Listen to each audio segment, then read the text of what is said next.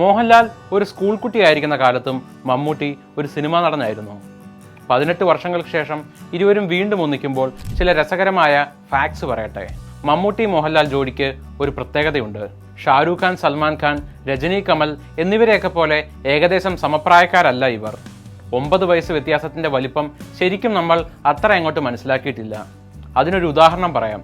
1971 തന്റെ ആദ്യ ചിത്രത്തിൽ അഭിനയിച്ച് 1972 കോളേജ് പഠനം പൂർത്തിയാക്കാറായി ചെറിയ സിനിമകളിലൊക്കെ പ്രത്യക്ഷപ്പെട്ട് മമ്മൂട്ടി ഒരു സിനിമാ നടനായി കഴിഞ്ഞപ്പോൾ മോഹൻലാൽ 6ാം ക്ലാസ്സിൽ പഠിക്കുന്ന 12 വയസ്സുള്ളൊരു കുട്ടിയായിരുന്നു. കുട്ടിയാണെങ്കിലും 12ാം വയസ്സിൽ സ്കൂൾ നാടകത്തിൽ 90 വയസ്സുകാരനായ അപ്പൂപ്പനായി അഭിനയിച്ച് ബെസ്റ്റ് ആക്ടർ അവാർഡ് പുള്ളി അന്നേ തൂക്കിയെന്നത് വേറെ കാര്യം.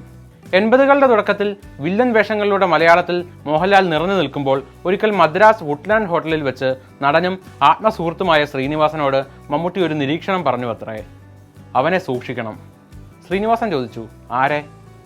ആ മോഹൻലാലിനെ. ഉടനെ അവൻ നായകനായേക്കും. മാത്രമല്ല ചിലപ്പോൾ ഭാവിയിൽ എനിക്കൊരു ഭീഷണിയുമായേക്കാം. കാലങ്ങൾക്ക് മുന്നേയുള്ള മമ്മൂട്ടിയുടെ ഈ ദീർഘവീക്ഷണം ശ്രീനിവാസൻ ഓർത്തെടുക്കുന്നത് ഒരു അഭിമുഖത്തിലാണ്.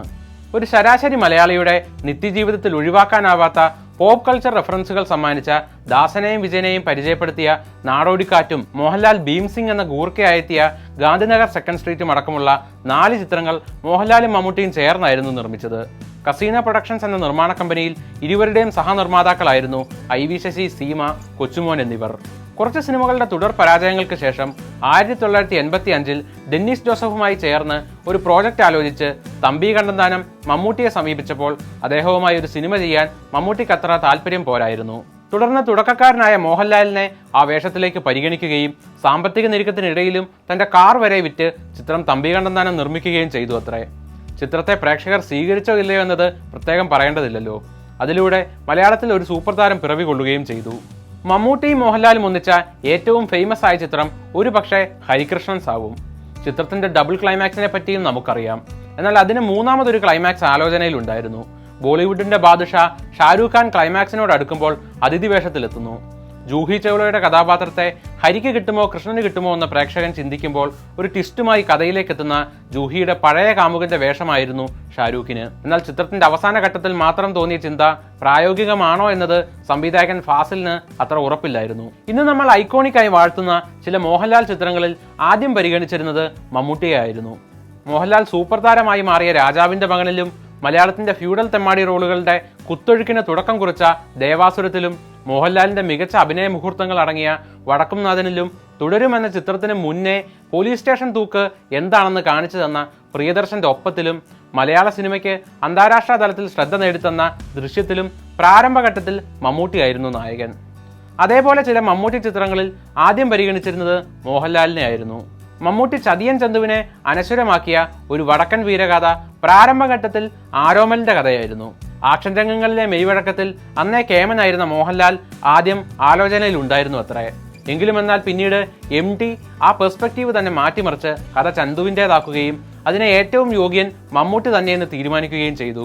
അതേപോലെ തന്നെ പഴശ്ശിരാജ സിനിമയാകുന്നതിനും ഏറെ മുൻപ് MTയും ഹരിഹരനും ചേർന്ന് ആലോചിച്ചിരുന്നത് പയ്യമ്പള്ളി ചന്തു എന്ന യോദ്ധാവിന്റെ കഥ മോഹൻലാലിനെ നായകനാക്കി നിർമ്മിക്കാനായിരുന്നു. എന്നാൽ പിന്നീട് കഥ പഴശ്ശിയുടേതാവുകയും ആ വേഷം മമ്മൂട്ടി അല്ലാതെ മറ്റാരും ചെയ്താൽ പൂർണ്ണമാകില്ല എന്ന് അവർക്ക് ബോധ്യമാവുകയും ചെയ്തു. ക്രോണിക് ബാച്ചിലർ, കിങ് എന്നീ സിനിമകളുടെ പ്രാരംഭഘട്ടങ്ങളിലും മോഹൻലാൽ ആലോചനയിലുണ്ടായിരുന്നു. മോഹൻലാൽ മദ്യപനായ ടോണി കുരിശങ്കലായും മമ്മൂട്ടിയായി തന്നെയും അഭിനയിച്ച നമ്പർ 20 മദ്രാസ് മെയിലിൽ സത്യത്തിൽ ആ സൂപ്പർ സ്റ്റാർ കഥാപാത്രത്തെ അവതരിപ്പിക്കേണ്ടിയിരുന്നത് ജഗതി ശ്രീകുമാർ ആയിരുന്നു. എന്നാൽ സംവിധായകൻ ജോഷിയോട് ആ വേഷം ശരിക്കും ഒരു സൂപ്പർ സ്റ്റാർ അഭിനയിച്ചാൽ മാത്രമേ നന്നാകൂ എന്നും മമ്മൂട്ടിയോട് ചോദിക്കാമെന്നും സജസ്റ്റ് ചെയ്യുന്നത് മോഹൻലാലാണ്. ജഗതി പിന്നീട് ചിത്രത്തിൽ ഒരു TTRന്റെ വേഷത്തിൽ പ്രത്യക്ഷപ്പെടുകയും ചെയ്തു. തന്റെ അഭിനയചാരുതയും വേഷപ്പകർച്ചയും കൊണ്ട് ഐക്കോണിക്കായി മാറിയ മൃഗയ എന്ന ചിത്രത്തിന്റെ സെറ്റിൽ നിന്നുമാണ് മമ്മൂട്ടി നമ്പർ 20 മദ്രാസ് മെയിലിൽ അഭിനയിക്കാൻ എത്തുന്നത്. ബറോസ് എന്ന സിനിമയിലൂടെ മോഹൻലാൽ സംവിധായകനായി. എന്നാൽ മോഹൻലാലും മമ്മൂട്ടിയും ഇതിനു മുൻപും ഇങ്ങനെയൊരു ശ്രമം പലവട്ടം നടത്തിയിട്ടുണ്ട്. കരിയറിൽ ഒരു ഘട്ടത്തിൽ തുടർ പരാജയങ്ങൾ നേരിട്ട മമ്മൂട്ടി അഭിനയത്തിൽ നിന്ന് തന്നെ വഴിതിരിഞ്ഞ സംവിധാനത്തിലേക്ക് കടക്കാൻ മുതിരുകയും ശ്രീനിവാസനോട് തിരക്കഥ എഴുതാൻ ആവശ്യപ്പെടുകയും ചെയ്തു. മാത്രമല്ല ഒരു പ്രൊഡ്യൂസറിന്റെ കയ്യിൽ നിന്നും അഡ്വാൻസ് വരെ അദ്ദേഹം വാങ്ങിയിട്ടുണ്ട്. എന്നാൽ ന്യൂഡൽഹി എന്ന ചിത്രത്തിന്റെ വിജയത്തോടെ അദ്ദേഹം തന്റെ സൂപ്പർ സ്റ്റാറിനെ മൂട്ടി ഉറപ്പിച്ചു. പിന്നീട് ശ്രീരാമൻ എന്ന നടന്റെ തിരക്കഥയിൽ വീണ്ടും അദ്ദേഹം സംവിധാനത്തിന് ഒരുമ്പെട്ടുവെങ്കിലും ആ ചിത്രവും നടന്നില്ല. വർഷങ്ങൾക്ക് ശേഷം മാനസിക വിഭ്രാന്തിയുള്ള ഒരാളുടെ ജയിൽ ജീവിതം വിഷയമാക്കിയ ചിത്രത്തിൽ രജനീകാന്തിനെ നായകനാക്കി മമ്മൂട്ടി വീണ്ടും സംവിധാന ശ്രമം നടത്തി. എന്നാൽ പിന്നീട് ആ ചിത്രം മമ്മൂട്ടിയെ തന്നെ നായകനാക്കി ലോഹിതദാസ് സംവിധാനം ചെയ്തു. അതാണ് ഭൂതക്കണ്ണാടി. ബാറോസിന് മുൻപ് മോഹൻലാൽ സംവിധാനം ചെയ്യുമെന്ന രീതിയിൽ റൂമറുകൾ ഉണ്ടായിരുന്നത് സ്വപ്നമാളിക എന്ന സ്പിരിച്വൽ ഡ്രാമയെ സംബന്ധിച്ചായിരുന്നു.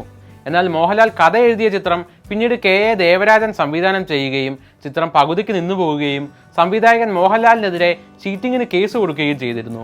ഈ കഴിഞ്ഞ ഫെബ്രുവരിയിലാണ് കോടതി ആ കേസ് എഴുതി തള്ളുന്നത്. വില്ലനായി സിനിമയിലെത്തിയ മോഹൻലാൽ ഏറ്റവും കൂടുതൽ വില്ലൻ വേഷങ്ങൾ ചെയ്തത് ഒരുപക്ഷെ മമ്മൂട്ടി ചിത്രങ്ങളിലായിരിക്കും. എന്നാൽ പടയോട്ടം, അതിരാത്രം എന്നീ ചിത്രങ്ങളിൽ മോഹൻലാൽ പോസിറ്റീവായ കഥാപാത്രങ്ങളെ കൈകാര്യം ചെയ്തപ്പോൾ മമ്മൂട്ടി അവതരിപ്പിച്ചത് നെഗറ്റീവ് ഷെയ്ഡുള്ള വേഷങ്ങളായിരുന്നു.